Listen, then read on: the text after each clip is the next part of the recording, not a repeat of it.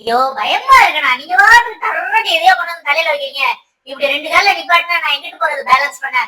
நல்லா அழுத்தி தேய்ச்சி கிளீன் பண்ணுங்க. சுத்தமா இருக்கணுமா இல்லையா?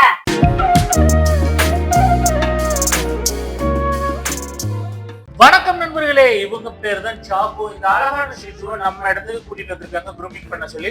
ஆக்சுவலா பாத்தீங்கன்னா உங்க பெட் பேரண்ட்ஸ் வந்து இவ்வளவு ஃபர் இருக்கு, எங்களால ஃபுல்லா மெயின்டைன் பண்ண முடியல, சோ கொஞ்சம் குறைச்சு விட்டு பப்பி கட் பிளான் பண்ணி கொடுங்க, டெடி பேர் மேன் பண்ணி கொடுங்கன்னு கேட்டுக்கிட்டாங்க. நாமளும் ஒர்க் ஆரம்பிச்சிச்சு. பார்த்தா தெரியும் அவங்க அப்படியே எவ்வளவு ஹாப்பியா வாலாடிக்கிட்டே இருக்காங்கன்னு. கொஞ்சம் பயந்தாங்க ஃபர்ஸ்ட், பட் அதுக்கப்புறம் ஒன்றும் பயம் இல்லை. அவங்க வார்டுக்கு பேசாம இருக்க ஆரம்பிச்சிட்டாங்க. பட் இன்னொரு விஷயம் என்னன்னா, நிறைய ஷிட்ஸூஸ் பாத்தீங்கன்னா ரொம்ப நர்வஸ் ஆவாங்க. அதனால கடிக்க வர்றது இல்ல பயந்து ஓடுறது அந்த மாதிரி நிறைய இருக்கும். ஸோ உங்க பப்பீஸை வந்து ஆரம்பத்துல இருந்தே ஒரு 4 monthsல இருந்தே வந்து ப்ராப்பரா க்ரூமிங் கூட்டிட்டு போக ஆரம்பிச்சிட்டீங்க அப்படின்னா அவங்களுக்கு அந்த ட்ரிம்மர் சவுண்ட், அந்த சிசர்ஸ் இதை பார்த்தோன்னா பயம் எல்லாம் போயிடும்.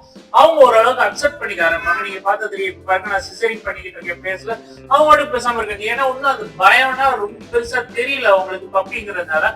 பட் இன்னும் ஏஜ் போக போக, அதாவது ஒரு ரொம்ப லேட்டா ஒரு 8 months 9 months 10 months போகும்போது அவங்களுக்கு வந்து ஒரு அக்ரஷன் வரும். அதே சமயம் பயமும் சேர்ந்து வரும்போது அவங்க கடிக்கிறது, அந்த பர்சனை தொட விடாம பண்றது, இந்த மாதிரி நிறைய ஆக்டிவிட்டிஸ் எல்லாம் பண்ண ஆரம்பிச்சிருவாங்க. ஸோ 4 monthsல இருந்து உங்க ஷிட்ஸுவை ப்ராப்பரா வந்து க்ரூமிங் கூட்டிட்டு போக ஆரம்பிச்சிருங்க. இல்ல டாக்டரை மீட் பண்றதுனாலும் சரி, எல்லாமே பண்ணுங்க. அப்பதான் வந்து அவங்களுக்கு ஒரு ஃபியர் போகும்.